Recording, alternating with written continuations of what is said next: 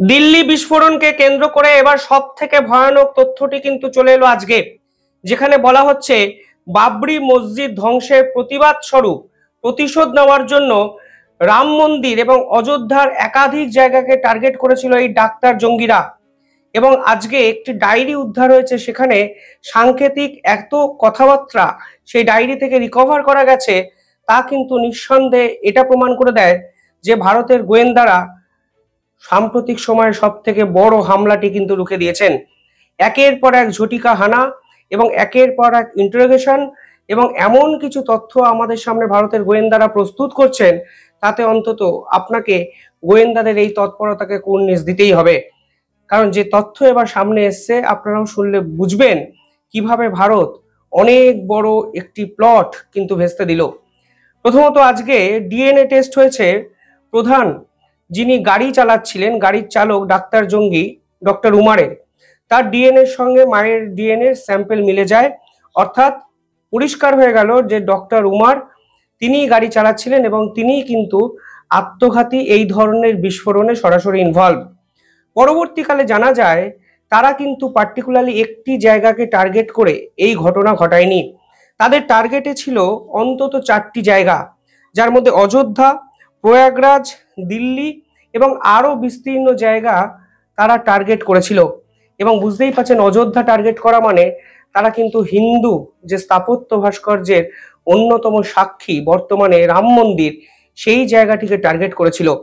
পরবর্তীকালে আরো গুরুত্বপূর্ণ কিছু তথ্য আমাদের সামনে আসে, সেখানে বলা হয় এই যে ব্লাস্টটি হয়েছে তা কিন্তু তারা টার্গেট করেছিল আগস্টে ঘটানোর, কিংবা দিওয়ালির ভিড় ভাট্টার মধ্যে যখন গোটা দেশ আনন্দে উৎসবে মুখরিত হয়ে থাকবে, ঠিক তখন এই ব্লাস্টটিকে ঘটানোর।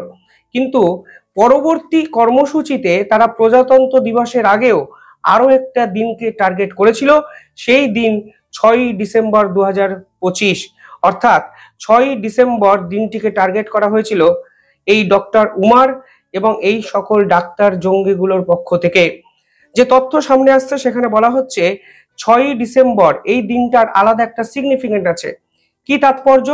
1992 সালে 6ই ডিসেম্বর বাবরি মসজিদ কিন্তু ধ্বংস হয়েছিল এবং 6ই ডিসেম্বরটিকে তাই এরা টার্গেট করে বাবরি মসজিদের প্রতীকী স্বরূপ, ধ্বংসের প্রতীকী স্বরূপ প্রতিশোধ নেওয়ার জন্য তারা অযোধ্যা রাম মন্দির, প্রয়াগরাজ এবং দিল্লির বিস্তীর্ণ জায়গাকে কিন্তু টার্গেট করে। বিভিন্ন জায়গায় তথ্য বলছে তারা 4টে ফেজে এই অপারেশনটা সংগঠিত করতে চেয়েছিল। ফেজ 1 তারা চেয়েছিল এই যে ফরমেশন অফ টেররটাকে কমপ্লিট করতে, এবং এই পুরো লিঙ্ক আপ কিভাবে হবে, কারা পুরো বিষয়টিতে ইনভলভ হবেন, সেই সংক্রান্ত তথ্য কিন্তু প্রথমে তারা জড়ো করেছে। ফেজ 2 তারা র মেটেরিয়াল কালেক্ট করেছে।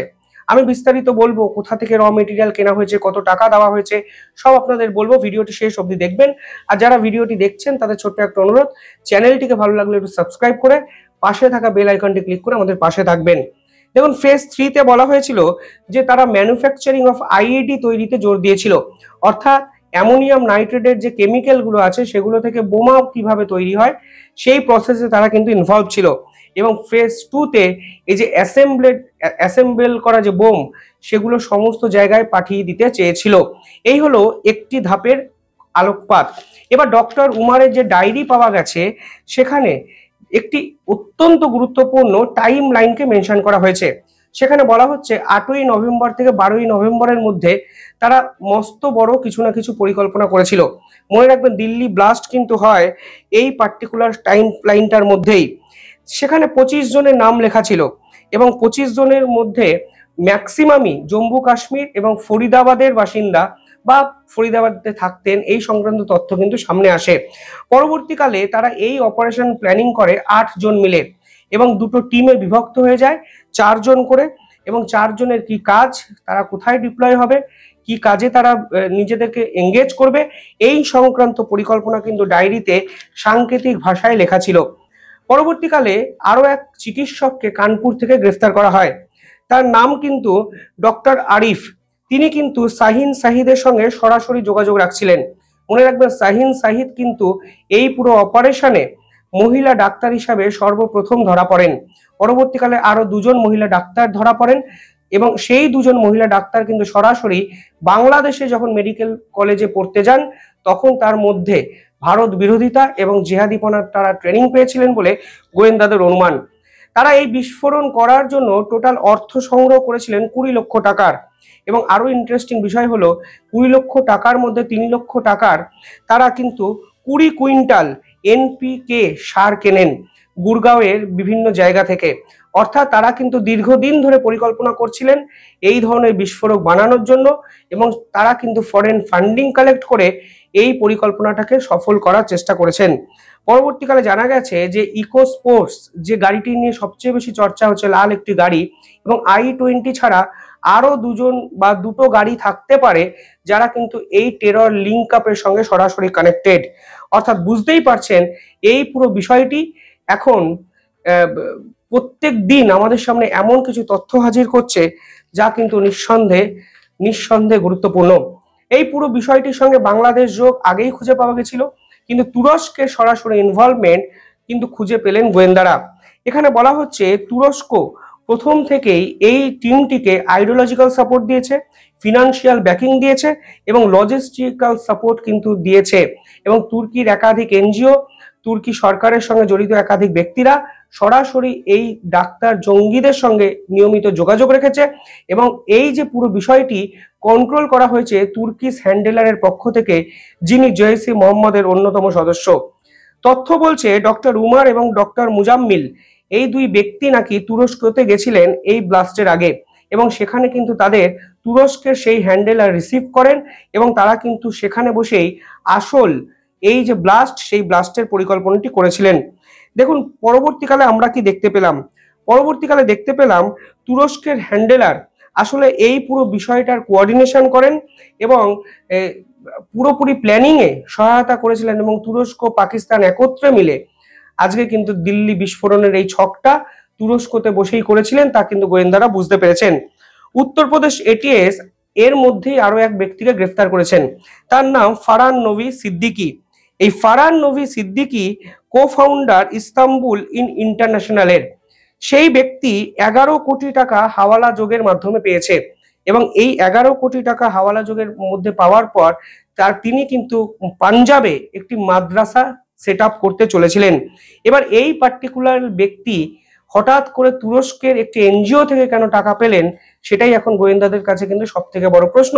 অর্থাৎ যদি পরপর ঘটনাগুলো সাজান তাহলে আপনারা নিজেরাও বুঝতে পারবেন তুরস্কের একাধিক এনজিও ভারতে কিন্তু স্পন্সর্ড টেরোরিজমকে ছড়িয়ে দিতে চাইছে, কখনো মাদ্রাসা সেট আপ করে, কখনো একাধিক মৌলভীকে কিনে, বা কখনো জৈশ নেটওয়ার্কের মাধ্যমে হোয়াইট কলার ডাক্তারদের মোটিভেট করে। এখানে আরো কিছু ইম্পর্টেন্ট তথ্য আমাদের সামনে এসছে। সেখানে বলা হচ্ছে তুরস্কের মিডিয়া নেটওয়ার্ক টিআরটি ওয়ার্ল্ড তারা ভারতকে র্যাডিক্যালাইজড করার চেষ্টা করছে হেট স্পিচ স্প্রেড আউট করে। এখানে বলা হচ্ছে ইস্তাম্বুল বেসড একটি কনফারেন্স অর্গানাইজড করা হয় তুরস্কতে, যার শিরোনাম ছিল কাশ্মীর অফ ফ্রিডম বা ফ্রিডম অফ কাশ্মীর। এই সংক্রান্ত একটি টাইমলাইনে তারা একটি সমাবেশ তৈরি করে। পরবর্তীকালে তুর্কি ইয়ুথ ফাউন্ডেশন নামক একটি এনজিও ফর্ম করা হয়েছিল, যারা অ্যান্টি ন্যাশনাল প্রোপাগান্ডা এবং অ্যান্টি ন্যাশনাল সেপারেটিস্ট মুভমেন্টকে হিউজ ফান্ডিং কিন্তু করেছে। অর্থাৎ এই যে ঘটনা আমাদেরকে নাড়িয়ে দিয়েছে, তার পিছনে কিন্তু এমন কিছু তথ্য আমাদের সামনে এখন বেরিয়ে আসছে তা কিন্তু আমাদের কাছে অত্যন্ত শকিং। এবং আমার মনে হয় এই আফটার শক ভারত সরকার কড়া হাতে দমন করবেন। তুরস্ক, বাংলাদেশ, পাকিস্তান যেভাবে ইসলামিক ন্যাটোকে ইমপ্লিমেন্ট করতে গিয়ে নিরীহ মানুষদের ইসলামী জেহাদিপনার নাম করে মারছে, তা শেষ হওয়া দরকার। তবে সব থেকে বড় খবর, ভারত এবং ভারতের গোয়েন্দারা এই এত কথা যে বললাম, এই নেটওয়ার্কটাকে খুব সহজে আইডেন্টিফাই করে ফেলেছেন এবং ভারত কিন্তু অযোধ্যার রাম মন্দির বা প্রয়াগরাজের উপর যে আক্রমণ ঘনিয়ে আসার সম্ভাবনা তৈরি হয়েছিল, সেই বড় টেরর অ্যাটাকটিকে কিন্তু আটকে দিলেন।